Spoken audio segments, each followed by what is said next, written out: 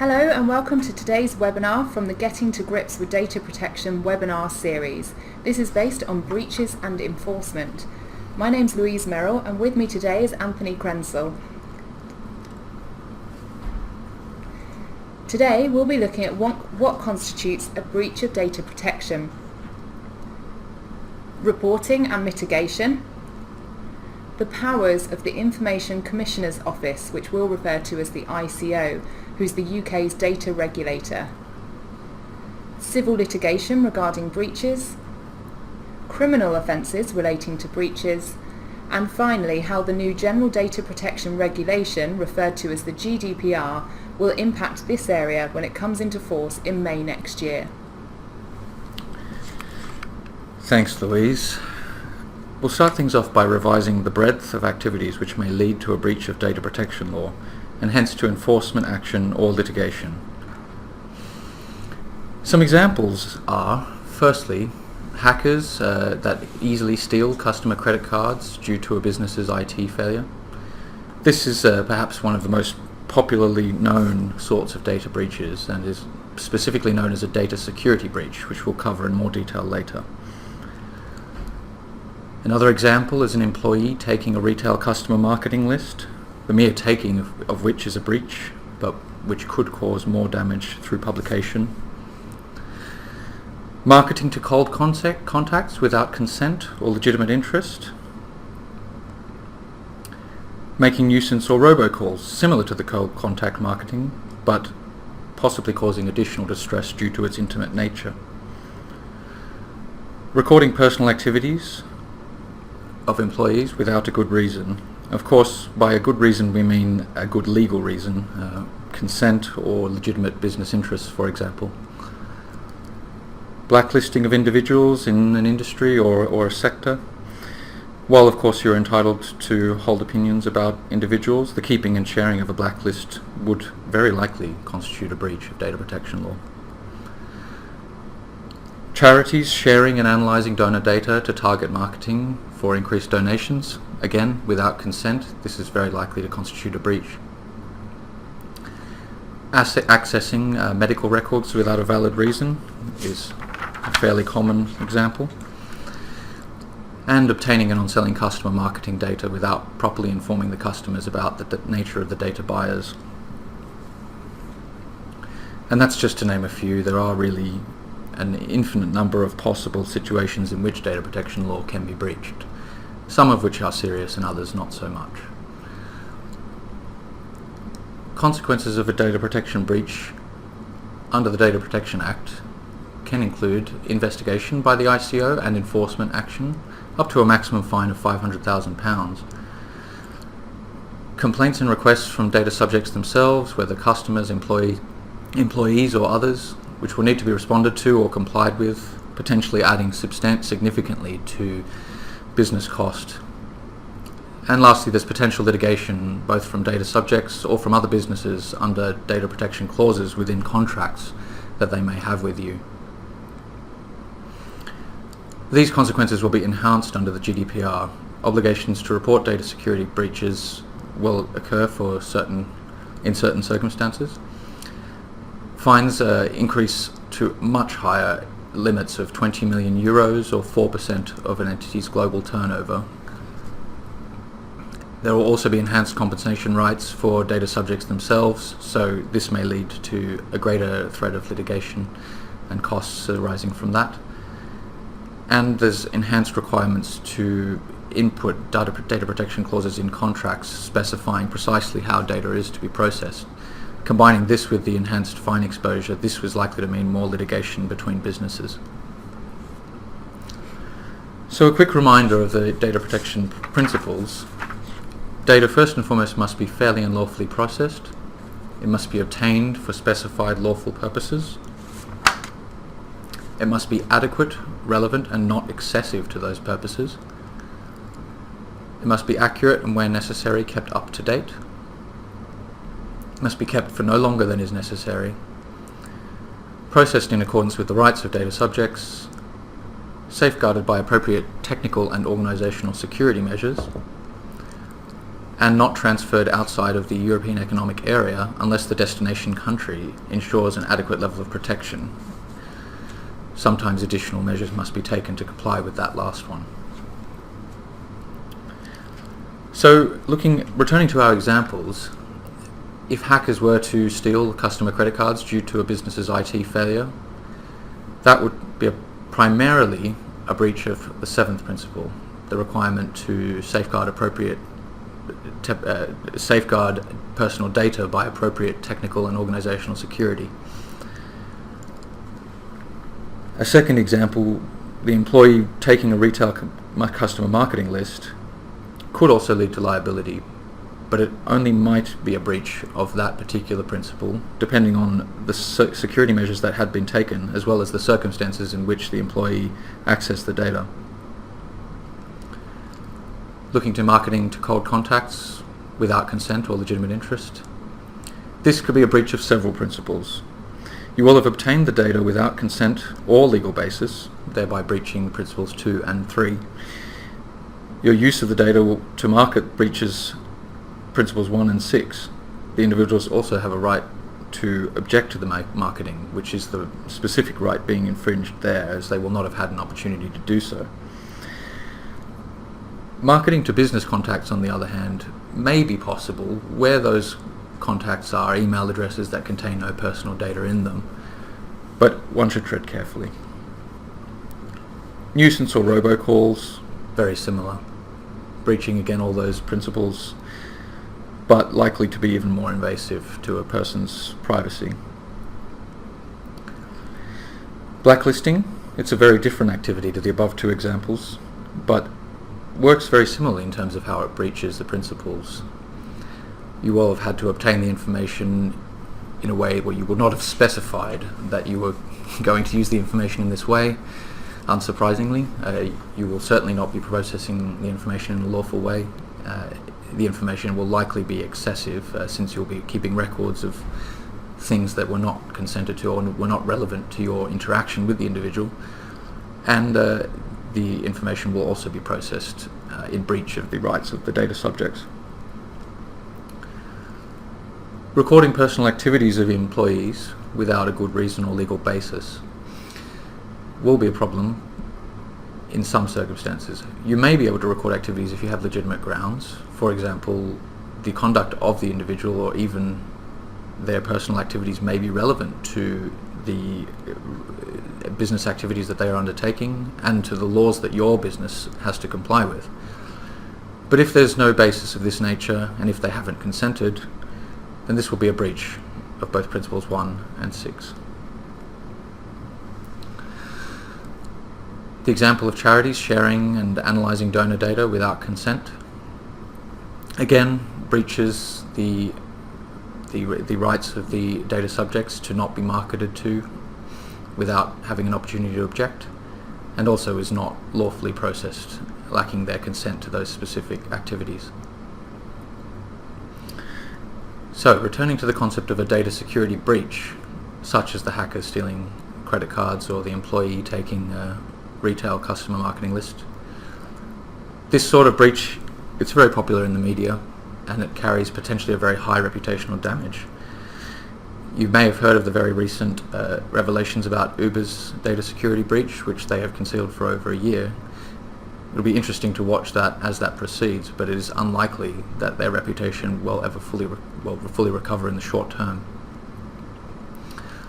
As far as the law goes, companies may have breached several different principles, but of course a data security breach is a breach where Principle 7 was not adhered to. That is a failure to safeguard the personal data by appropriate security measures.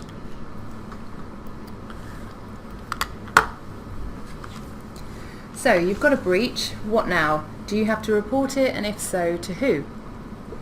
There are a couple of common myths surrounding reporting, which are that you have to report all breaches to the ICO and that you have to report them immediately. The position on reporting will change when the new General Data Protection Regulation comes in May next year, and so I'll briefly run through the current process and then we'll cover the new process coming in. And just for reference, again, when I refer to the GDPR, it's the General Data Protection Regulation. So under the current law, whilst there are some laws that require compulsory reporting, such as the Privacy and Electronic Communications Regulation, in most cases reporting is not compulsory. The ICO do recommend that you report serious breaches to them as a matter of good practice. What amounts to a serious breach isn't defined by the ICO. However, it has stated that where there's a significant actual or potential detriment as a result of the breach, whether that's because of the volume of data, its sensitivity, or a combination of the two, there should be a presumption to report. The ICO give an example of a theft or loss of an unencrypted laptop holding names, addresses, date of births, and national insurance numbers for 100 individuals. So it says that that will usually amount to a serious breach, and they'd recommend that that be reported. However, if the laptop was encrypted, then there would be little risk to the individuals, and so it would unlikely need to be reported if that was the case. The potential detriment to the individual is the overriding consideration in deciding whether a breach of data security should be reported to the ICO. And detriment includes emotional distress as well as both physical and financial damage. Now, the ICO frequently publish information on the trends they're seeing, and if you haven't already visited the ICO's website, we would recommend that you do this because it's an excellent guide on all aspects of data protection law, and there's new guidance being published all the time on the new GDPR requirements. In the ICO's annual occupational report, it records details of the number of self-reported breaches, and this information is that which is displayed on your screen now. You'll note that there was a 31.5% increase in reporting from the 2015-16 year and 2016 to 17 year. Few of those led to monetary penalties being issued, and we'll discuss penalties that can be awarded later in the webinar. Health continues to be the largest sector for reporting, which is expected as they have mandatory requirements for reporting breaches. So let's now look at the new requirements that will be coming in next year. From the 25th of May 2018, under the GDPR, it will be mandatory to report a personal data breach to the ICO if it's likely to result in a risk to people's rights and freedoms. This should be reported without undue delay and, where feasible, not later than 72 hours after becoming aware of it. The ICO guidance suggests that this will cover breaches which are likely to have a significant detrimental effect on individuals. For example, those that may cause discrimination, damage to reputation, financial loss, and loss of confidentiality. And this will have to be assessed on a case-by-case basis. In addition to notifying the ICO, under the GDPR, if there's a likelihood of a high risk to individuals' rights and freedoms, the breach will also need to be reported to the individuals that the breach relates to without undue delay. Now, the purpose of this is to ensure the individual has a chance to take steps to protect themselves and mitigate the damage where possible. For example, if their bank details have gone missing, then the individual could contact their bank, notify them of what's happened, and get advice which might prevent an unauthorised person accessing their bank details. A high risk means the threshold for notifying individuals is higher than that for notifying the ICO, and again this will be based on a case-by-case basis. Given that reporting is very fact-specific, it's useful to take a look at some practical examples. The ICO has provided guidance which sets out a number of examples to assist organisations, and we'll just talk through a few of these. So personal data is stored on an encrypted CD which is stolen during a break-in.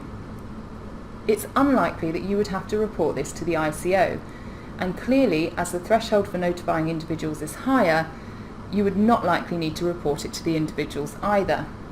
However, the ICO highlights that this is the case as long as the data is encrypted with a state-of-the-art algorithm, backups of the data exist, and any unique key is not compromised. However, this would need to be kept under review because if the system later becomes compromised, notification could be required. Personal data taken from the controller's secure website during a cyber attack. The likelihood here is that this will need to be reported to the ICO if there are potential consequences for the individuals. It may also need to be reported to the individuals concerned depending on the nature of the personal data affected and if the severity of the potential consequences to the individuals is high.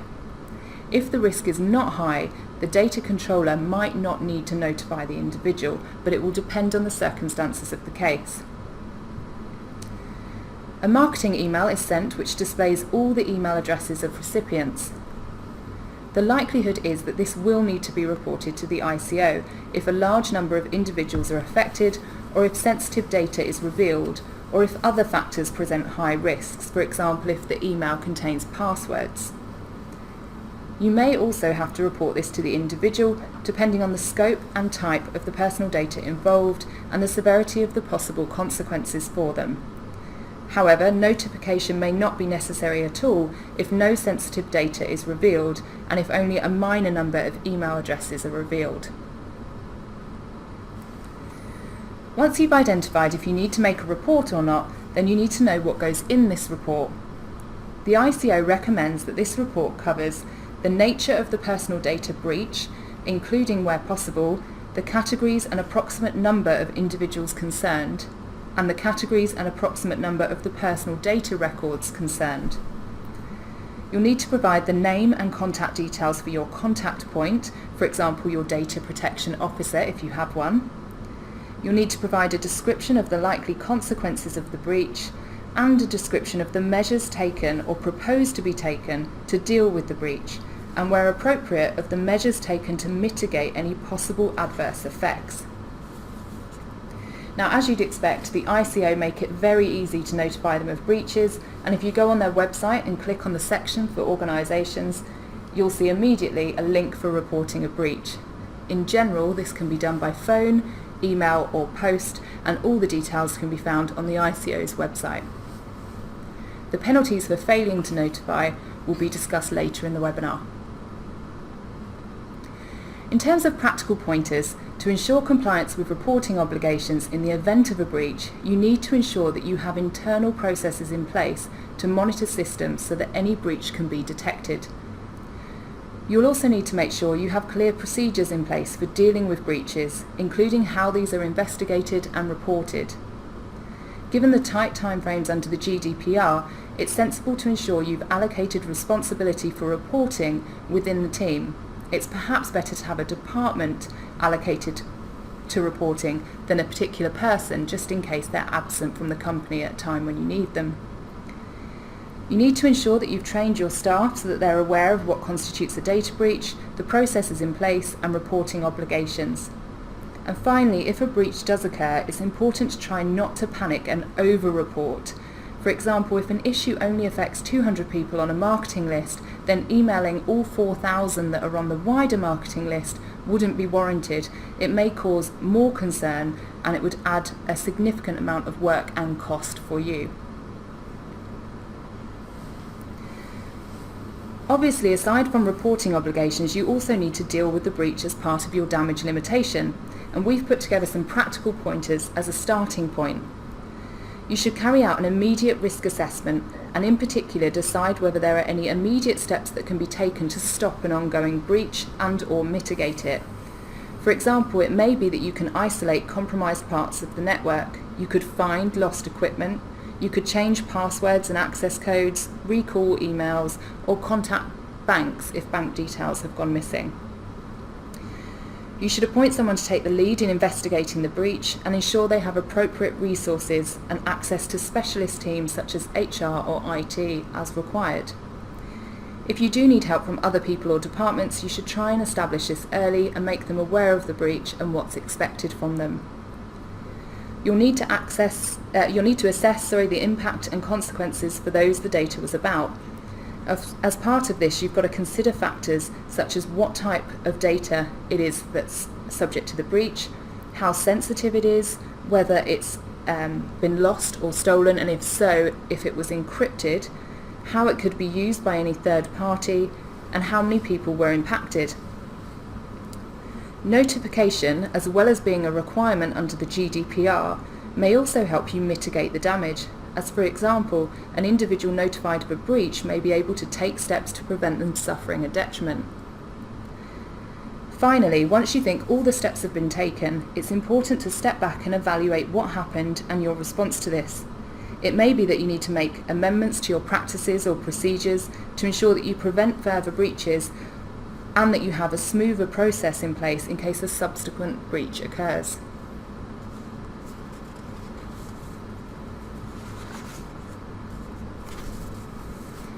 We'll now look at what powers the ICO have in terms of dealing with any breach. Breaches seem to be on the rise, or perhaps they're just being more reported nowadays. The ICO reported that between April and June this year, it's had 697 new data protection cases. This is 3% up on the previous quarter and 28% up from the previous year. They've seen a 46% increase in breaches relating to email, a 27% increase in data sent by email to the wrong person, and a 20% increase in loss or theft of paperwork.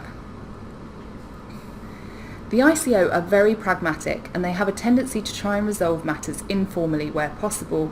However, they do have a broad range of powers available to them to deal with breaches. They can issue an information notice requiring an organisation to provide information within a particular time frame. The ICO can require organisations to give undertakings committing them to a particular course of action, and they can follow up on these to make sure they're being complied with. They can issue an enforcement notice, which requires an organisation to take or refrain from taking certain steps. They can conduct voluntary and also compulsory audits to check organisations are complying with their obligations. They can issue monetary fines. This is currently up to £500,000, but as mentioned, this is set to significantly increase under the GDPR. The ICO can prosecute those who commit criminal offences under data protection legislation, and they can also report to Parliament on issues of concern. We'll be focusing on monetary fines and the circumstances under which they can be awarded. At present, the ICO guidance states that fines are intended to promote compliance with data protection. The amount awarded has to be meaningful to act as both a sanction and a deterrent, and the ICO will consider the sector, size and resources of a data controller when it's setting the level of fine.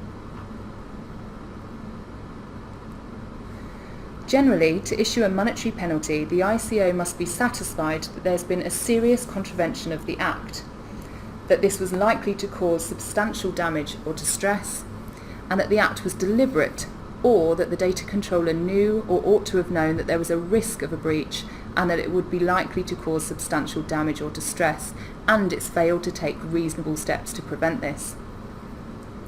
In assessing the fine, the ICO will take account of mitigating as well as any aggravating factors, such as whether it was a one-off incident, whether it was the result of human error only, and they'll also consider reputational risk for the organisation. It's important to note that organisations can lodge an appeal against any fine imposed. To demonstrate that an organisation has taken reasonable steps, it's likely to have to show that it's carried out a risk assessment on handling personal data and it's taken steps to address any of the risks identified.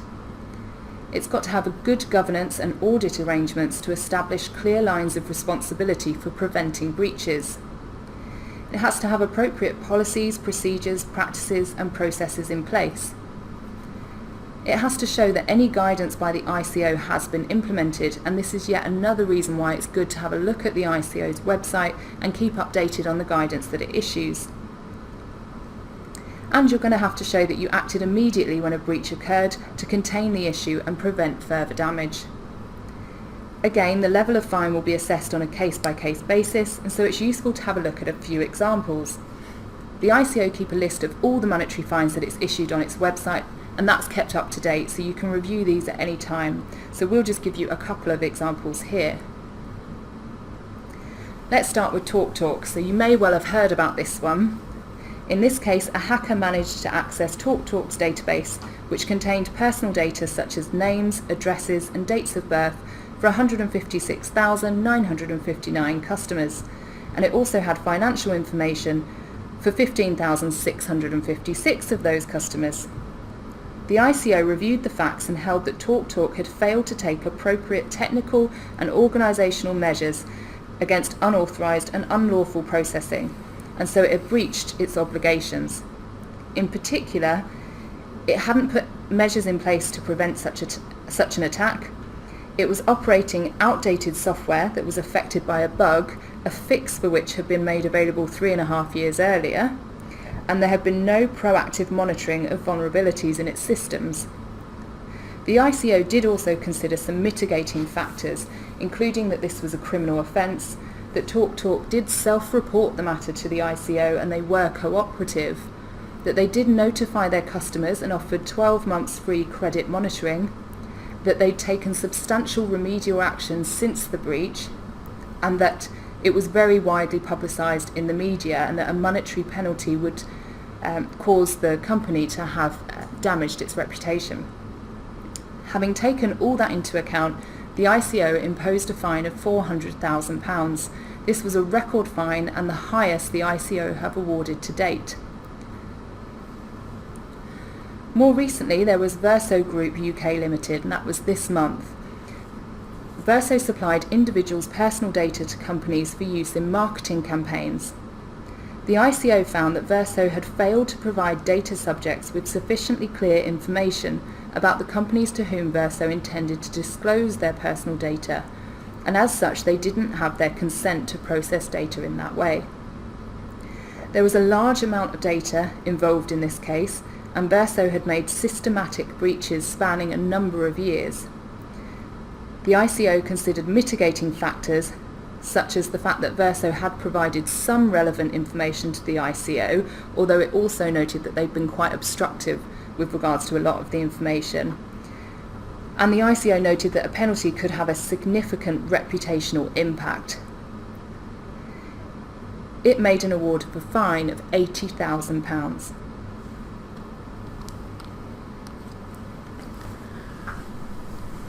So the next major risk that a business faces when it commits a data protection breach is, of course, civil litigation. Litigation can be brought by individuals who can apply to the court to enforce their data protection rights.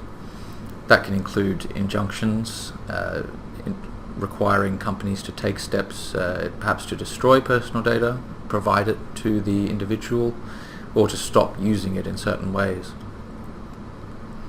They can also seek compensation for their financial loss and distress,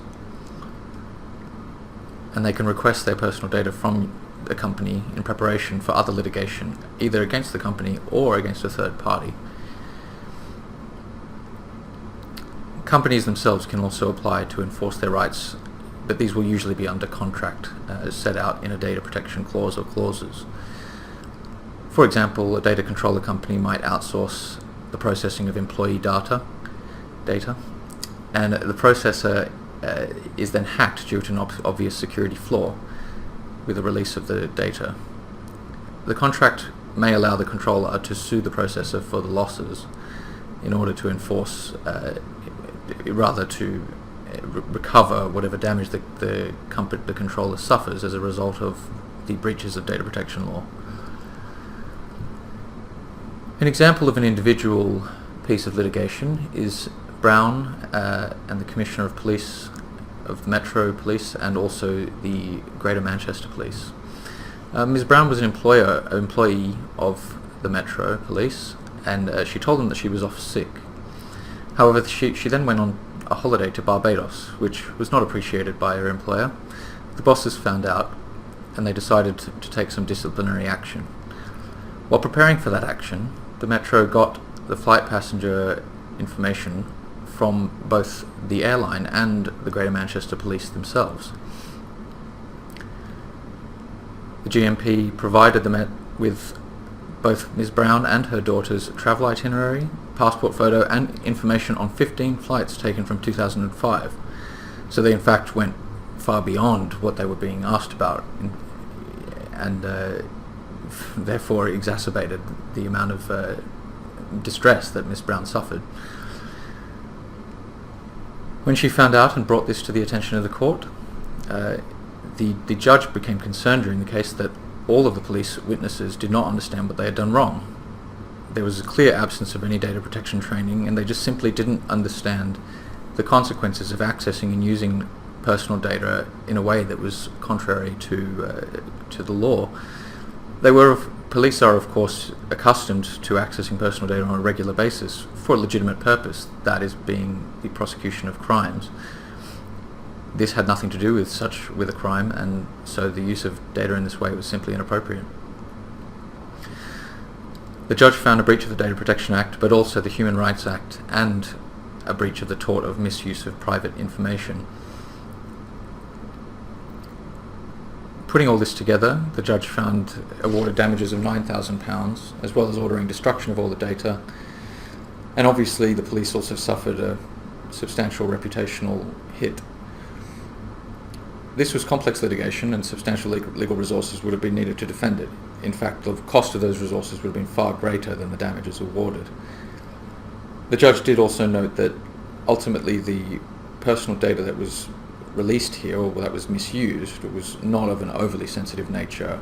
At the end of the day, travel itineraries and flight information, while inappropriate to be accessed, are not as sensitive as medical information and other kinds of very personal data. An important case in the data protection landscape was the matter of Vidal v. Google in 2015. The claimants in that case were concerned that Google was collecting personal data about them through cookies and offering these to advertisers. We're all now familiar with this practice, but in this case the claimants hadn't consented to it, and they were distressed when they learned how the search histories and other personal information that were stored in their usage was being given to these advertisers. The Court of Appeal decided that damages for distress alone were claimable, and this was the important point here, because no financial loss had in fact been suffered by the claimants, and none of them had suffered any true injury. Nevertheless, the claim was then allowed to proceed and be served on Google in California on the basis that damages for distress need to be available in order for the Data Protection Act to have any real force. An appeal was due to go to the Supreme Court, but unfortunately the matter settled, and we weren't able to derive any guidance on what the amount of the damages would have been. However, this was raised in another matter, TLT appearing on behalf of asylum seekers after the Vidal Hall case. 6 asylum seekers' private and confidential information was accidentally published on the Home Office's website.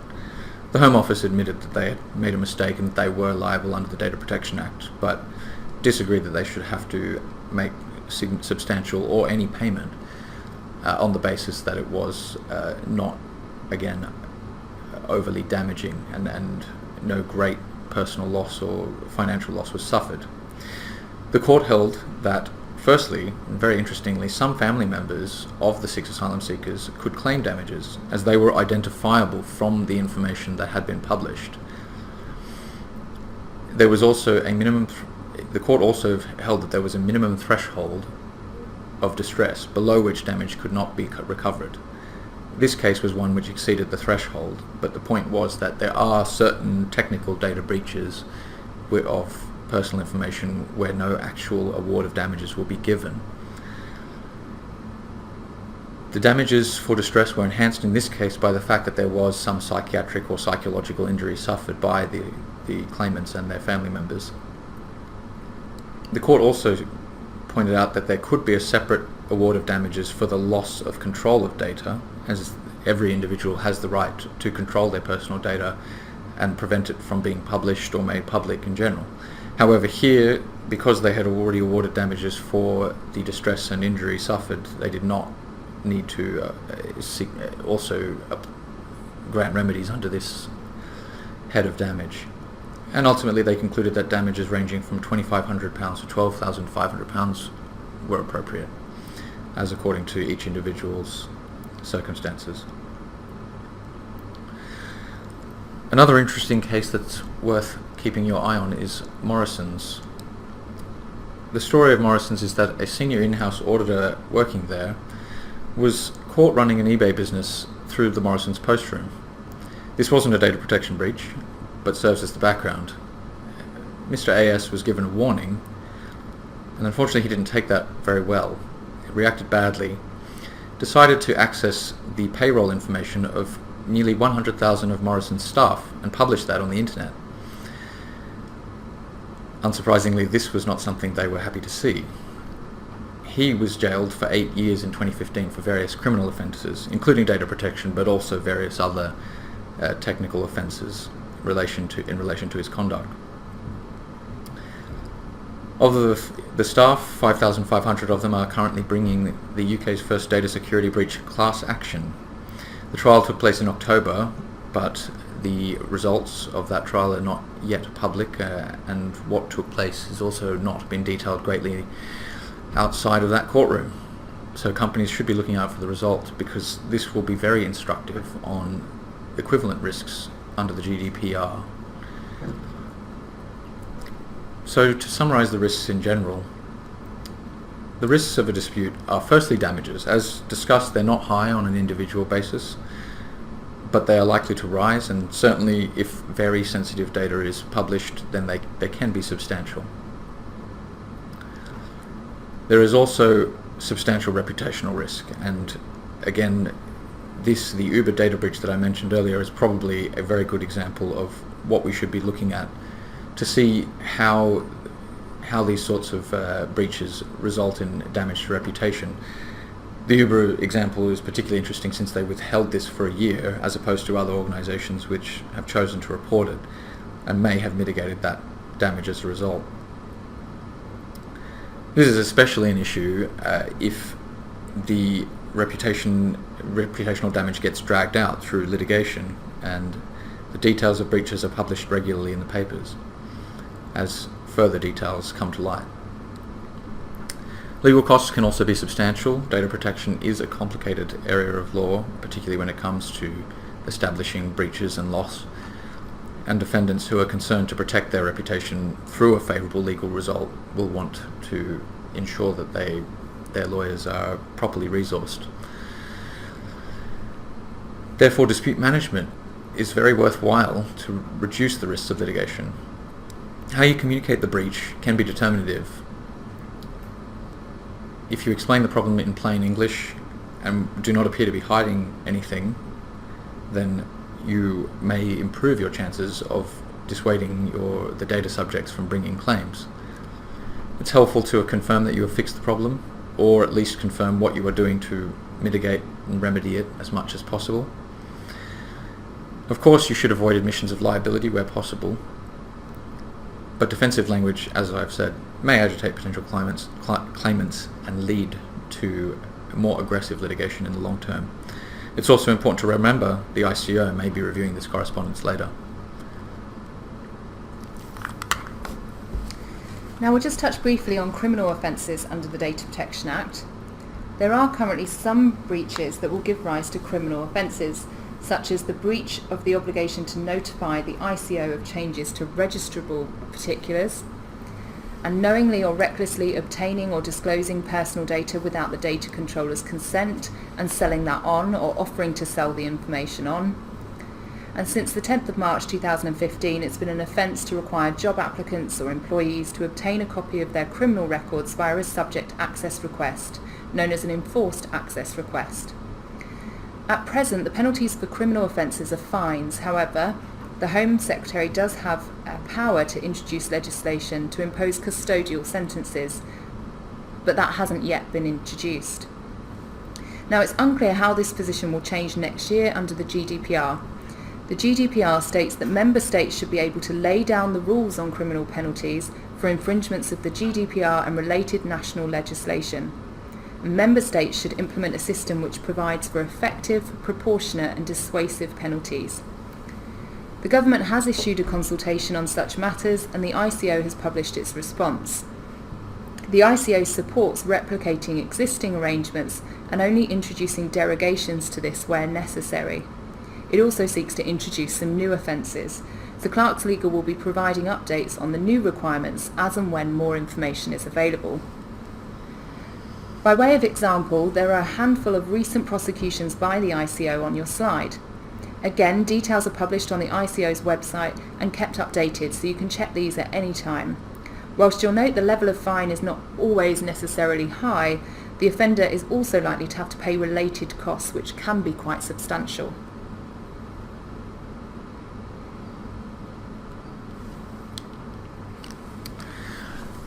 So, we've already covered the GDPR in some detail in parts of this presentation. However, let's just go over it in a bit more. So firstly, the GDPR is EU legislation to create uniform rules on data protection for member states. At present, each individual member state has its own legislation putting into force an EU-wide directive. The result of that, particularly for large businesses which span over multiple member states, is that they can potentially face action or inquiries from different regulators. They have to comply with different laws. And so one hopes that the GDPR will result in a reduction in compliance costs, at least for those companies. The GDPR will come into force in the EU, including the UK, on the 25th of May on 2018. And even after Brexit, business dealing with EU personal data will still need to comply. The reach of the GDPR is to any business that is processing or collecting personal data of subjects in the EU. And since the UK wants to keep the flow of information between the EU and the UK going after Brexit, it is planning to implement equivalent legislation enacting the GDPR or an equivalent of it in the UK. So it is likely that what we say now is going to apply after Brexit, but there may be some tweaks to come. So looking at a few elements of disputes and enforcement compared between the two, the current maximum fine, as we've explained already, is £500,000 under the Data Protection Act, set to go up to a maximum being the greater of €20 million or 4% of global or worldwide turnover. This maximum will be for the more serious sorts of breaches, being breaches of basic processing conditions, the fundamental one being that you've processed personal data without consent or any legitimate interest. Will also apply if you infringe the rights of data subjects, or if you make a data transfer to a third country outside of the EU that is not compliant with the GDPR, for example the United States. Lesser fines of €10 million or 2% of worldwide turnover apply where there is a failure, for example, to implement measures ensuring the privacy by design requirements that are set out in the GDPR, a failure to include the GDPR terms compliant with the GDPR in contracts with your data processors, and the failure to report breaches in time, as Louise has already covered. There are a host of other possible breaches as well.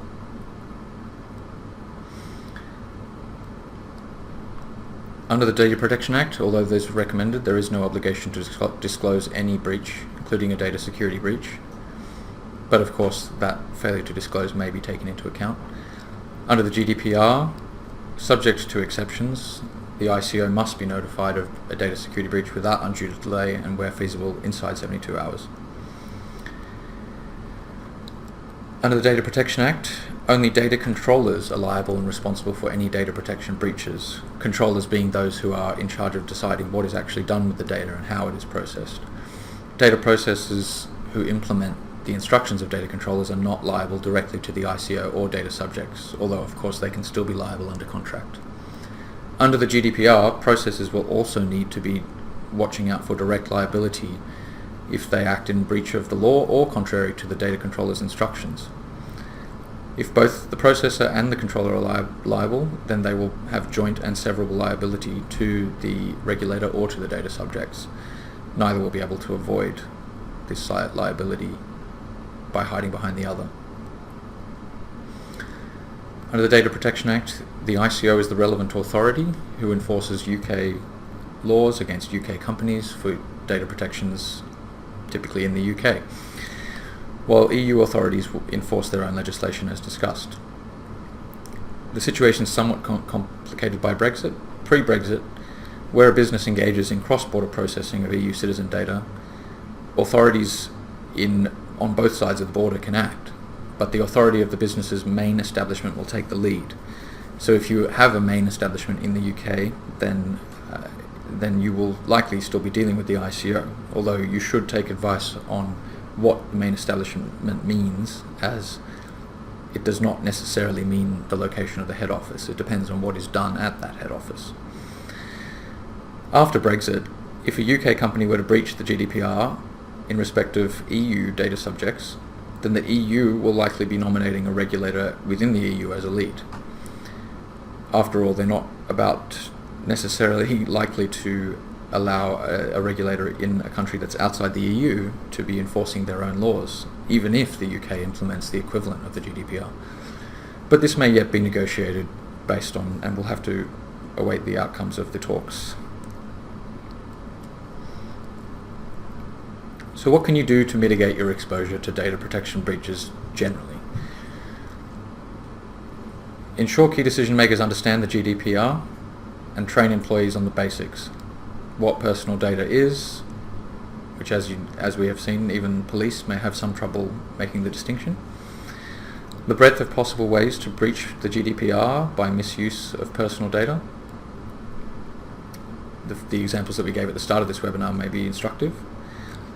Security requirements that your business has put in place and that need to be followed in order to ensure compliance and prevent the kinds of outcomes that we've discussed.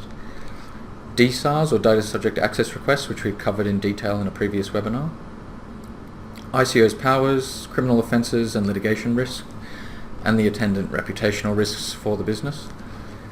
And a breach response process, as Louise suggested, should be put in place, and ensure that the key decision makers are informed at the appropriate times. You should also audit your personal data stores to identify risks. You may be surprised to discover information that is sitting unattended and unused at this time, but may present a risk if hackers were to access your systems. You should add GDPR compliance as an item in board meetings, and you should consider the need for a professional compliance audit. That's all that we have to say today. We hope that you've enjoyed the webinar and that has been instructive and helpful. If you have any queries, you're absolutely welcome to contact either of us on the details that are on the screen now. We thank you very much for staying with us and listening.